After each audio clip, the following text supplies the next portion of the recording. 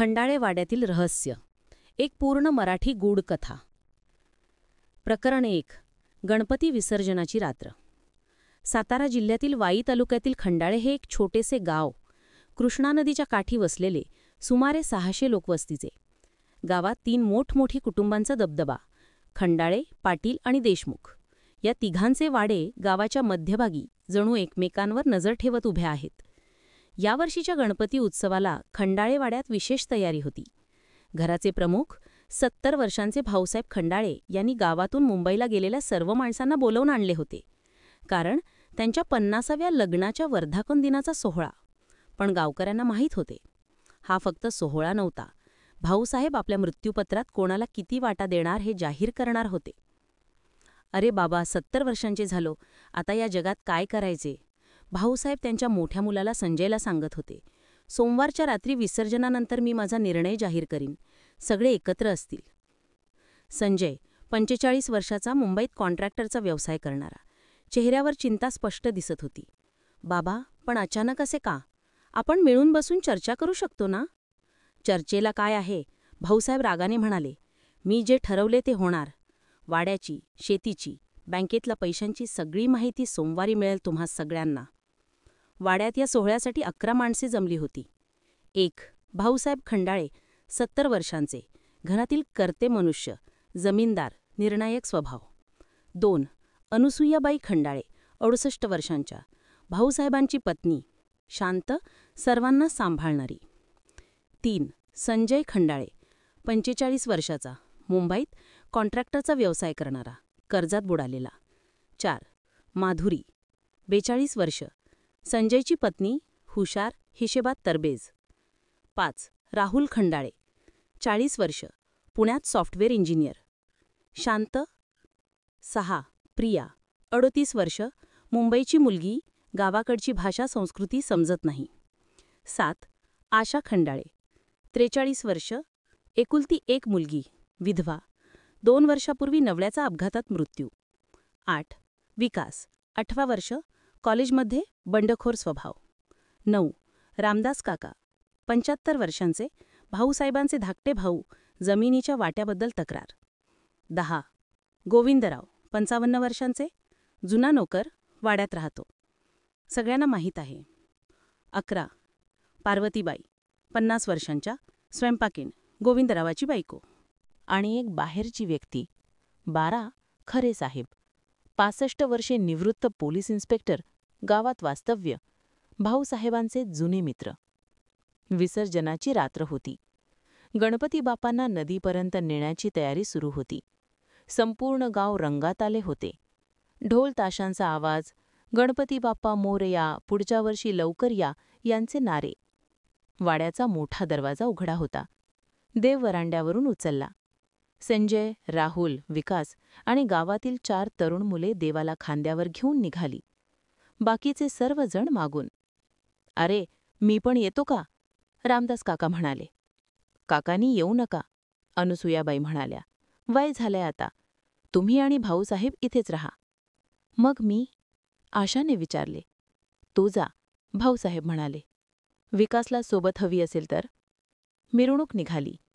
आवाजात गाव दुमदुमले. वाड्यात फक्त 3 जण राहिले. भाऊसाहेब, रामदास काका आणि गोविंदराव, जो स्वयंपाकघरात भांडी गाजत होता. नदीपर्यंतचा 15 मिनिटांचा रस्ता. विसर्जन होऊन परत यायला अर्धा तास लागला. रात्रीचे 10:15 झाली होती, जेव्हा सगळे वाड्यात परतले. पण आत आल्यावर, भाऊसाहेब, भाऊसाहेब, संजय आरडाओरड करत आत धावला. मुख्य हॉलमध्ये देवाच्या मांडवासमोर भाऊसाहेब खुर्चीत बसलेले होते, डोके एका बाजूला झुकलेले. छातीवर रक्ताचा डाग पसरत होता. हातात एक पत्र चुरगळलेले. काही झाले, मधुरी किंकाळी करत आत आली. बाबा, राहुल धावत गेला. नाडी तपासली. नाडी नाही, बाबा. गोविंदराव कोपऱ्यातून धावत आला. चेहरा पांढरा पडला. अरे देवा, भाऊसाहेब, मी स्वयंपाकघरात होतो, मला काही कळलेच नाही. रामदास काका कुठे आहेत? संजयने विचारले. त्यांची खोली आत आहे, गोविंदराव हादरत हादरत म्हणाला. संजय धावत रामदास काकांच्या खोलीत गेला. दार उघडे. काका नाहीत. काका, रामदास काका. संजय ओरडला. आजूबाजूच्या खोल्या तपासल्या. काका कुठेच नाहीत. गेट बंद करा, राहुल ओरडला. कोणालाही बाहेर जाऊ देऊ नका. विकास धावत गेटकडे गेला. मोठा लोखंडी गेट उघडा होता. गेट उघडा आहे, तो ओरडला. अरे देवा, अनुसूयाबाई रडू लागली. माझे भाऊसाहेब, कोणी मारले माझ्या भाऊसाहेबांना? पोलिसांना बोलवा, मधुरी म्हणाली. थांबा, एक गंभीर आवाज. दारात खरे साहेब उभे होते. मी इथे आहे. पहिल्यांदा मृत्यूची माहिती पसरू देऊ नका. पोलीस येईपर्यंत वेळ लागेल. तोपर्यंत पुरावा नष्ट होऊ शकतो. खरे साहेब आत आले. त्यांचा डोळ्यात तीक्ष्ण निरीक्षण. 60 वर्षांचा पोलीस अनुभव चेहऱ्यावर दिसत होता. कोणीही हलू नका. गोविंदराव, सगळ्यांना हॉलमध्ये बसायला सांगा. मी भाऊसाहेबांना तपासतो. मिस्टर खरे भाऊसाहेबांजवळ गेले. त्यांनी सावकाशपणे शरीर तपासले. छातीत एकच वार, थेट हृदयाला. तीक्ष्ण चाकू किंवा भाला. मृत्यू झपाट्याने झाला असावा. आवाजही काढायला वेळ मिळाला नसेल. हत्यार कुठे आहे? संजयने विचारले. ते आपल्याला शोधावे लागेल, खरे साहेब म्हणाले. त्यांनी भाऊसाहेबांच्या हातातले पत्र सावकाशपणे काढले, उघडले. पत्रावर फक्त 2 ओळी. तुमचे पाप तुम्हाला सोडणार नाहीत. आज न्याय मिळेल. हे काय आहे? राहुलने विचारले. धमकीची चिठ्ठी, खरे साहेब म्हणाले. पण कोणी लिहिली आणि कोणते पाप? त्यांनी खोलीभोवती नजर फिरवली. मांडव थोडा विस्कळीत होता, पण फार नाही. खुर्चीजवळ जमिनीवर एक लहान वस्तू दिसली. खरे साहेबांनी ती उचलली. हे काय आहे? त्यांनी सर्वांना दाखवले. सोन्याची एक लहानशी बाली, महिलांची. ही कोणाची आहे? खरे साहेबांनी विचारले. सर्व महिलांनी आपापले कान तपासले. माझ्याकडे बाल्या नाहीत, प्रिया म्हणाली. माझ्या दोन्ही आहेत, माधुरी म्हणाली. माझ्याही, अनुसूयाबाई म्हणाल्या. माझ्याही आहेत, आशा म्हणाली, पण तिचा आवाज थरथरला. विकास, तुझ्या आईची बाली तपास, खरे साहेबांनी सांगितले. विकासने आपल्या आईकडे पाहिले. आशाचा चेहरा पांढरा पडला होता. आई, विकास म्हणाला. आशाने हात कानाकडे नेले. डावीकडे बाली होती, उजवीकडे नव्हती. माझी बाली हरवली, आशा हादरत म्हणाली. सर्वांचे डोळे तिच्यावर स्थिर झाले. तू, संजय रागाने म्हणाला. तू बाबांना मारलेस? नाही, नाही, आशा ओरडली. मी काहीच केले नाही. बाली कधी हरवली मला कळलेच नाही. शांत, खरे साहेबांनी आवाज दिला. आशा, तू आता खरे सांग. तू बाबांच्या खोलीत आली होतीस का? नाही, म्हणजे हो, आशा गोंधळली. विसर्जनाला जाण्यापूर्वी मी आले होते. बाबांना विचारले की मी जाऊ का विसर्जनाला. तेव्हा बाली घातलेली नव्हती, घाईत म्हणून. मग नंतर घातलीस? हो, रस्त्यातच, पण एकच लावता आली, दुसरी मिळाली नाही. खरे साहेब विचार करत होते. म्हणजे ही बाली इथे पडली विसर्जनाला जाण्यापूर्वी, पण भाऊसाहेबांचा खून विसर्जनाच्या वेळी झाला. याचा अर्थ बाली पुराव्याशी संबंधित नाही? राहुलने विचारले. किंवा कोणीतरी हुशारीने पुरावा रचला आहे, खरे साहेब म्हणाले. खरे साहेबांनी सर्वांना हॉलमध्ये बसवले. आता प्रत्येकजण सांगेल, तुम्ही विसर्जनाच्या वेळी कोठे होता, कोणी काय केले. संजय, मी देवाला खांद्यावर घेऊन गेलो. आमच्याबरोबर राहुल, विकास आणि गावातली 4 मुले. नदीपर्यंत गेलो, विसर्जन केलं, परत आलो. सगळे मिळून होतो. माधुरी, मी, अनुसूयाबाई, प्रिया आणि आशा, आम्ही सोबत चालत गेलो, पूर्ण वेळ एकत्र. राहुल, मी संजयसोबत. प्रिया, मी महिलांसोबत. आशा, मी पण काय? खरे साहेबांनी विचारले. मी 1-2 मिनिटं मागे राहिले, आशा म्हणाली. विकासला काहीतरी सांगायचे होते, पण लगेच ग्रुपमध्ये परत आले. किती वेळ? 2-3 मिनिटे, जास्त नाही. विकास, हे खरे आहे? विकासने डोके खाली घातले. हो, आई मला म्हणाली, आजोबांची वाद घालू नकोस, काय ठरवले तरी ऐक. खरे साहेब गोविंदरावकडे वळले. गोविंदराव, तू काय करत होतास? साहेब, मी स्वयंपाकघरात भांडी घासत होतो. विसर्जनानंतर सगळ्यांना जेवायला द्यायचे होते ना? मग तू कधीतरी हॉलमध्ये आलास का? नाही साहेब, मी स्वयंपाकघरातच होतो. माझी बायको पार्वती पण सोबत होती. पार्वतीबाईने होकार दिला. मग भाऊसाहेबांची किंकाळी ऐकली नाहीत? साहेब, स्वयंपाकघर मागच्या बाजूला आहे आणि ढोल तशाचा आवाज येत होता गावातून. काहीच ऐकू नाही आलं. रामदास काका कुठे आहेत हे तुम्हाला माहीत आहे का? नाही साहेब, विसर्जनाला सगळे गेल्यानंतर मी पाहिले नाही त्यांना. खरे साहेब विचारात पडले. संजय, रामदास काकांचे तुझ्या बाबांशी संबंध कसे होते? संजयने संकुचून सांगितले. साहेब, बरे नव्हते. काकांना वाटायचे की बाबांनी त्यांना जमिनीच्या वाटपात फसवले. 30 वर्षांपूर्वी जेव्हा आजोबांचे वाटप झालं तेव्हा. 30 वर्ष तक्रार करत होते? हो, रोज. कधी हिंसक झाले का? नाही, पण पण गेल्या आठवड्यात एक भांडण झाले. काकांनी म्हटले, तुझा मृत्यू माझ्या हातून होईल. सर्वांनी घाबरून एकमेकांकडे पाहिले. प्रकरण 3. रामदास काकांचा शोध. रामदास काकांना शोधायला हवे, खरे साहेब म्हणाले. विकास, संजय, तुम्ही माझ्यासोबत या, वाड्याच्या आजूबाजूला शोधू. तिघजण बाहेर पडले. रात्रीचे 10:30 वाजले होते. गाव शांत झाले होते. फक्त कुत्र्यांचा भुंकण्याचा आवाज. संजय, वाड्याला बाहेर पडायचे किती दरवाजे आहेत? खरे साहेबांनी विचारले. 3. मुख्य गेट, मागचा दरवाजा स्वयंपाकघरातून आणि बाजूचा एक लहानसा दरवाजा. सर्व कुठे जातात? मुख्य गेट गावाच्या रस्त्यावर, मागचा दरवाजा आमच्या शेतात, बाजूचा दरवाजा काकांच्या झोपडीकडे. काकांची झोपडी? हो, त्यांनी वाड्यापासून थोडे लांब एक छोटीशी झोपडी बांधली आहे. म्हणतात वाड्यात त्यांचा मान नाही म्हणून. चला, तिकडे पाहू. तिघजण झोपडीकडे गेले. 15 फूट बाय 10 फूटची छोटीशी झोपडी, मातीची भिंत, गवताचे छप्पर, एक खिडकी, एक दरवाजा. काका, रामदास काका? संजयने हाक मारली. उत्तर नाही. दरवाजा ढकलला. उघडा. आत काळोख. विकासने मोबाईलचा टॉर्च लावला. झोपडीत एक चारपाई, एक लाकडी पेटी, एक फोटो देवदेवतांचा. चारपाईवर चादर विस्कटलेली, पेटी उघडी, आत काही कपडे. काका इथे नाहीत, विकास म्हणाला. पण इथे होते? खरे साहेब म्हणाले. त्यांनी चारपाई तपासली. पहा, चादर अजून कोमट आहे. काही वेळापूर्वीच कोणी झोपले होते. त्यांनी पेटी तपासली. कपडे काढले आहेत. जणू कोणी घाईत पळाले. म्हणजे काका पळून गेले? संजयने विचारले. असे दिसते, खरे साहेब म्हणाले. पण का? बाहेर आले. खरे साहेबांनी झोपडीभोवती जमिनीवर टॉर्च लावून पाहिले. येथे पहा, त्यांनी एक जागा दाखवली. पायाचे ठसे, चप्पल, मोठे साईज, पुरुषाचे.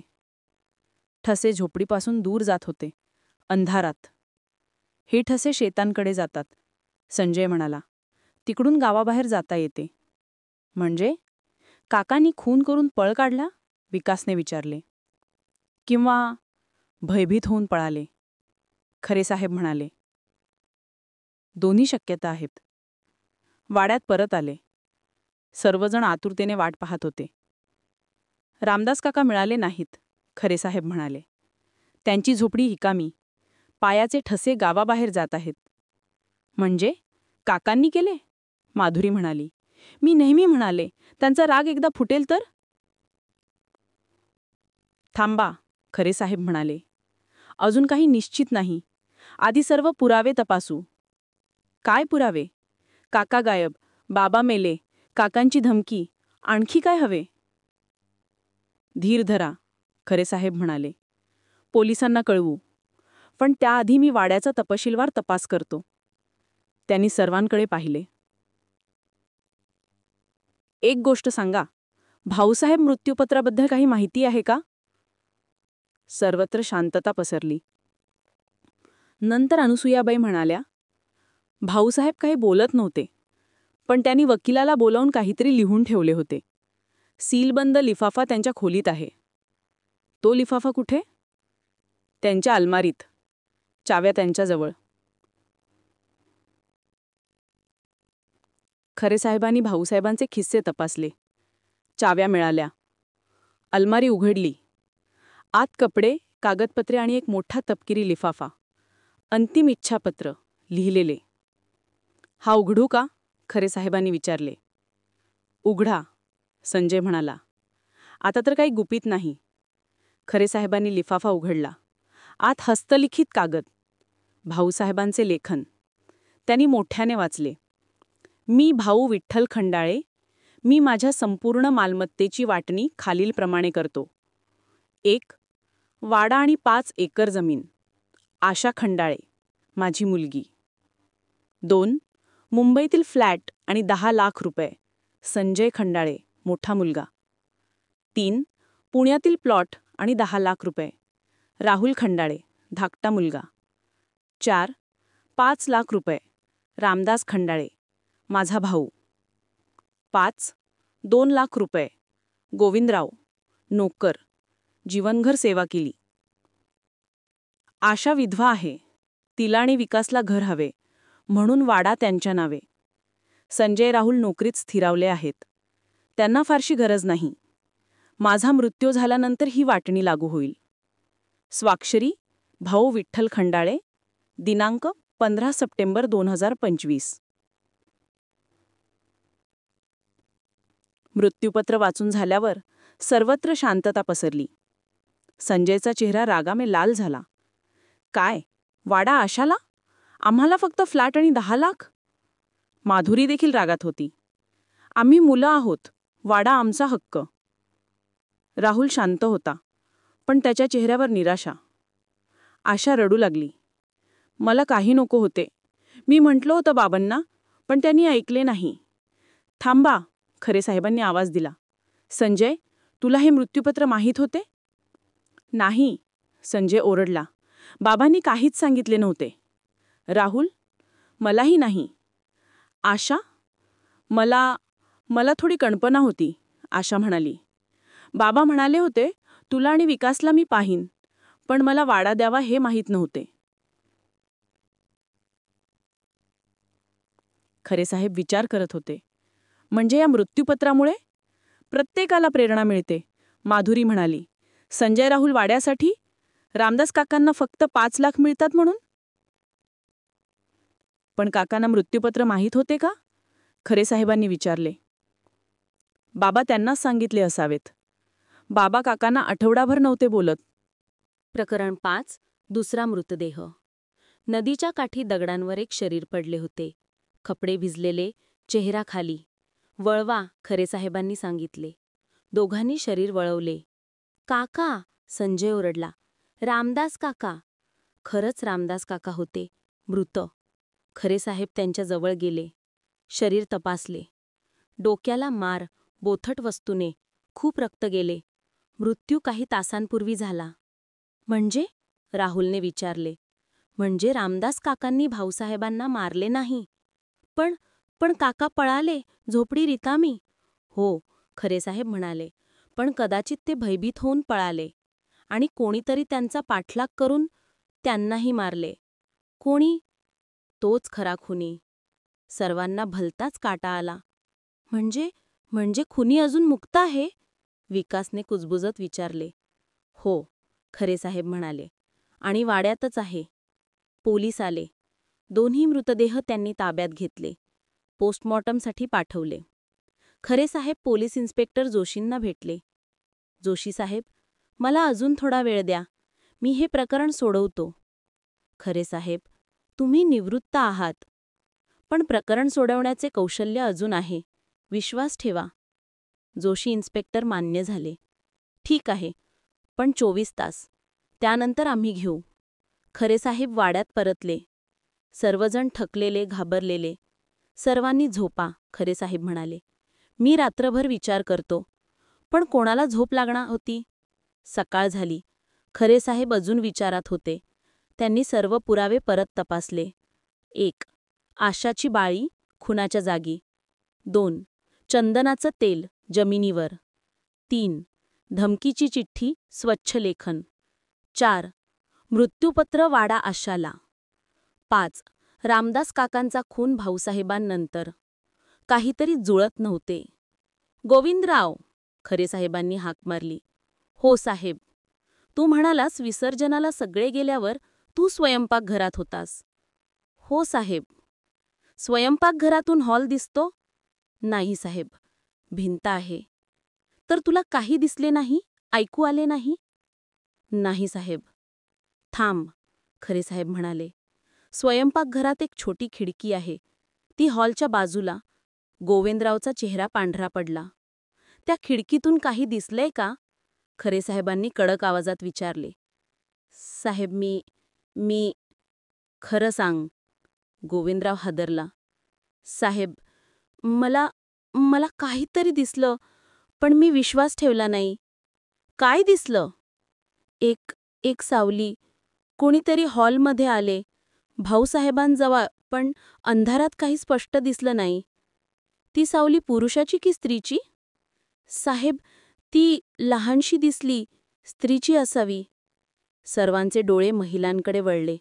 अनुसूयाबाई, माधुरी, प्रिया, आशा, पार्वतीबाई. गोविंदराव, नीट आठव, खरेसाहेबांनी सांगितले. ती सावली कशी होती? काय करत होती? साहेब, तिला मी फार थोड्या वेळेस पाहिले. ती भाऊसाहेबांच्या खुर्चीजवळ गेली, खाली बसली. मग मी तयारीत गुंतलो, पुन्हा पाहिले नाही. खाली बसली? हो साहेब. खरेसाहेबांच्या डोळ्यात प्रकाश आला. म्हणजे पाय चेपले? हो साहेब, तसेच वाटले. पण तू म्हणालास, तू आज पाय चेपले नाही? मी नाही साहेब. तर ती सावली कोणाची? प्रकरण 6. सत्य उघड होते. खरेसाहेबांनी सर्वांना हॉलमध्ये बसवले. आता मी सत्य सांगतो. त्यांनी गंभीरपणे सुरुवात केली. भाऊसाहेबांना कोणी मारले हे आपल्याला माहीत आहे, पण कसे आणि का हे समजून घ्यायला हवे.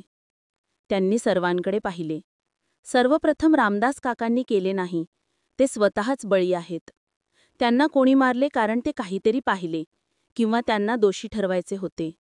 दुसरे, खुनी व्यक्ती वाड्यातच आहे, कारण बाहेरून कोणी आले नाही. गेट बंद होता. गोविंदरावने ते पुष्टी केली. तिसरे, खुन्याने चतुराईने सगळे पुरावे रचले. आशाची बाळी टाकली, धमकीची चिठ्ठी लिहिली आणि नंतर रात्री काकांचा पाठलाग करून त्यांनाही मारले, जेणेकरून सर्व दोष त्यांच्यावर. पण एक चूक झाली. सर्वजण श्वास रोखून ऐकत होते. चंदनाचं तेल, खरेसाहेब म्हणाले. तेल जमिनीवर पडले, कारण खुन्याने पाय चेपण्याचे नाटक केले. भाऊसाहेबांना आश्वस्त करायला आणि त्याचवेळी खालून वार केला. पण त्या तेलाचा वास, पाय चेपणे, ही कामे? खरेसाहेब माधुरीकडे वळले. माधुरी, तुम्ही बाबांची सेवा करायचा ना? माधुरीचा चेहरा बदलला. मी हो, कधी कधी नाही, रोज, खरेसाहेब म्हणाले. अनुसूयाबाईंनी मला सांगितले. तुम्ही रोज संध्याकाळी बाबांचे पाय चेपायचा. हो. तर आज का नाही? गोविंदरावाला सांगितलं, आज नको. का? माधुरी गप्प. कारण तुम्हाला स्वतःला चेपायचे होते, शेवटच्या वेळी. संजय उठला. साहेब, तुम्ही काय बोलत आहात? माधुरी विसर्जनाला सोबत होती. पण आठवा, आशा म्हणाली ती 2 मिनिटं मागे राहिली विकासशी बोलायला. त्याचवेळी माधुरी पण काही मिनिटे गायब नाही झाली? सर्वांनी आठवण्याचा प्रयत्न केला. प्रिया म्हणाली, हो. माधुरी म्हणाली, माझी साडी अडकली, मी येते. आम्ही पुढे गेलो. बरोबर. माधुरीला संधी मिळाली. ती परत वाड्यात आली. हॉलमध्ये गेली. बाबांना म्हणाली, बाबा, मी पाय चेपते, तुम्ही आराम करा. बाबांनी विश्वास ठेवला. ती खाली बसली, तेल घेतले, पाय चेपू लागली आणि अचानक माधुरी रडू लागली. नाही, मी नाही केले. तुम्ही केले, खरेसाहेब म्हणाले. कारण मृत्यूपत्रात तुम्हाला फारसे काही मिळत नव्हते. वाडा आशाला जात होता. तुम्हाला संताप आला. संजयला महत्वाकांक्षा आहे, पण पैसे नाहीत. त्याचे कॉन्ट्रॅक्टरचे कर्ज, बरोबर? संजय चूप राहिला. तुम्हाला वाटलं जर बाबांचा आत्ता खून झाला आणि आशा दोषी ठरली तर वाडा तुम्हाला मिळेल. म्हणून तुम्ही चतुराईने योजना आखली. आशाची बाळी खुनाच्या जागी टाकली, धमकीची चिठ्ठी लिहिली आणि नंतर रात्री काकांचा पाठलाग करून त्यांनाही मारली, जेणेकरून सर्व दोष त्यांच्यावर. पण तुम्हाला माहीत होते की गोविंदरावने खिडकीतून पाहिले होते. माधुरी पूर्णपणे तुटली, खाली पडली, रडत रडत म्हणाली, मी मी मी फक्त आमच्या भविष्यासाठी. संजयला इतके कर्ज, वाडा गेला तर काय करायचे? मी पोलीस पुढे आले, माधुरीला अटक केली. संजय अवाक झाला. माधुरी, तू? खरे साहेब त्याच्याकडे पाहत होते. संजय, तुला माहीत होतं? नाही, मला काहीच माहीत नव्हतं. प्रकरण 7. न्याय आणि सत्याचा धडा. 2 दिवसांनंतर वाड्यात पुन्हा सर्वजण जमले. शांतता, दुःख. खरे साहेब अंतिम स्पष्टीकरण देत होते. माधुरीने कबूल केले. ते म्हणाले. तिने सगळी योजना सांगितली. ती संध्याकाळी 4 वाजता आशाची बाली चोरली. आशा आंघोळीला गेली होती. नंतर विसर्जनाच्या वेळी ती वाड्यात परत आली. 25 मिनिटे तिला मिळाली. तिने बाबांना पाय छेपले, वार केला, बाली टाकली, चिठ्ठी ठेवली आणि त्वरेने परत मिरवणुकीत मिसळली. कोणाला काही कळले नाही, कारण सगळे ढोलधाशांच्या आवाजात होते. रात्री तिने रामदास काकांचा पाठलाग केला. ते भयभीत होऊन पळाले होते. तिने त्यांना नदीजवळ मारले, दगडाने डोक्यावर वार केले. राहुलने विचारले, पण तिला कळले कसे की काका पळणार? कळले नाही, खरे साहेब म्हणाले. ते तिचं नशीब होतं. काकांनी खूप भांडण ऐकले होते. त्यांना वाटले त्यांच्यावर दोष येईल, म्हणून ते पळाले. माधुरीने हे पाहिले आणि संधी साधली. विकास रागाने म्हणाला, ती मी आई आणि आजोबांना मारायचा प्रयत्न केला. हो, खरे साहेब म्हणाले. लोभ माणसाला काय करवतो हे बघा. अनुसूयाबाई शांतपणे रडत होती. माझे भाऊसाहेब, का देवा का? आशाने तिला सावरले. आई, रडू नका. बाबा आता कुठेतरी शांततेत असतील. खरे साहेब उठले. माझे काम झाले. पोलीस आता पुढचे करतील. मी निघतो. संजय त्यांच्या पायाशी पडला. साहेब, माफ करा. मला खरंच माहीत नव्हते. माधुरीने काय केले? मला माहीत आहे, खरे साहेब म्हणाले. पण आता तुझी जबाबदारी आहे. तू कर्जातून बाहेर ये. प्रामाणिक रहा. बाबांच्या स्मरणार्थ. हो साहेब. खरे साहेब वाड्यातून बाहेर पडले. गावाचा रस्ता, नदीचा किनारा, सूर्य मावळत होता. ते स्वतःशीच बोलले. भाऊसाहेब, तुमच्या कुटुंबाला न्याय मिळाला. तुमची आत्मा शांत असो. गावकऱ्यांच्या आदराच्या नजरा पाठीवर झेलत खरे साहेब वळाले आणि शांतपणे निघून गेले. लोभाचा शेवट. 3 महिन्यांनंतर वाड्यात आशा आणि विकास राहत होते. अनुसूयाबाई त्यांच्यासोबत. संजय, राहुलही येत जात होते. संजयने आपले कर्ज फेडले. प्रामाणिक व्यवसाय सुरू केला. माधुरीला जन्मठेपेची शिक्षा झाली. गाव पुन्हा शांत झाले. पण भाऊसाहेबांच्या स्मरण सर्वांना राहिले. खरे साहेबांनी शेवटी एकदा म्हटले होते, लोभ हा सर्वात मोठा शत्रू. पैसा महत्वाचा, पण कुटुंब जास्त. हे विसरले की मनुष्य पशु बनतो. गावकरी हे धडे विसरले नाहीत आणि खंडाळेवाड्यातील रहस्य कायमचे सोडवले गेले.